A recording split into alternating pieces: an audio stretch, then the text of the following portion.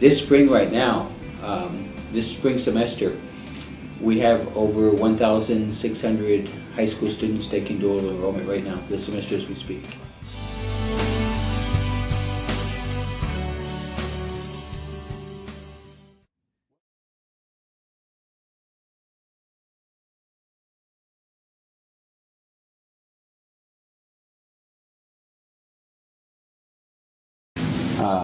Over 40% of these were students that actually made it to the 12th grade. They were actually seniors. They were actually seniors, and what was happening is that the number of seniors that were not meeting graduation requirements was increasing, and the district did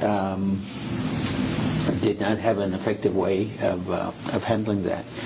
And I think each campus was kind of either handling that or not handling it on their on their own. And so the thought that I had was that with this age group, I've got to, what I've got to look at is what meets their needs.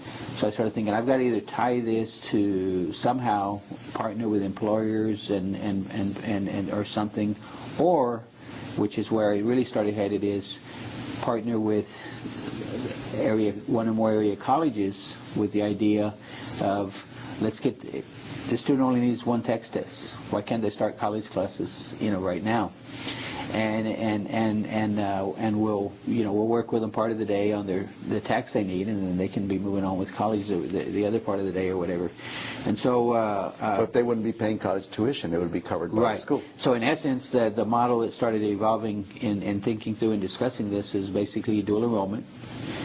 An initiative that originally began in thinking about aiming at the top 10%, yes, to let them go ahead and start college, yes, because maybe they don't need that many more credits to graduate and things like that, yes, and maybe they're, and so forth, and started thinking, these students have just as much need and many times just as much interest, maybe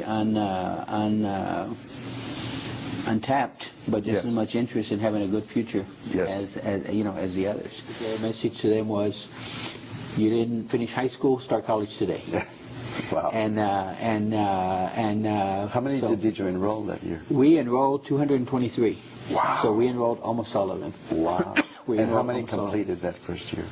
That first year, we had 49 complete in December, and we had about 72, I want to say, complete in May.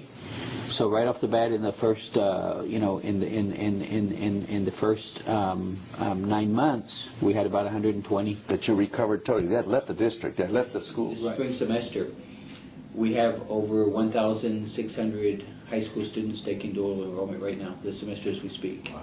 And some of them are taking 6 hours or even 9 hours. What is your total high school population right now? Our total high school population is about 7,800. Wow. So if you figure that there's about 2,000 per grade level, if you divided it evenly, a little less than 2,000 per grade level or whatever, well, 1,600 would be equivalent to almost the whole senior class being in dual enrollment. What we probably have literally right now is probably about half the seniors and about half the juniors. So we're probably up to about a 50% penetration on dual enrollment right now. Wow. And what we're trying to get to is how close can we get to wow, to where every student. So our goal right now is to connect every single student to a meaningful future, to where they're college and career ready, they're already on track, and they already started it before they left us. What we're trying to achieve,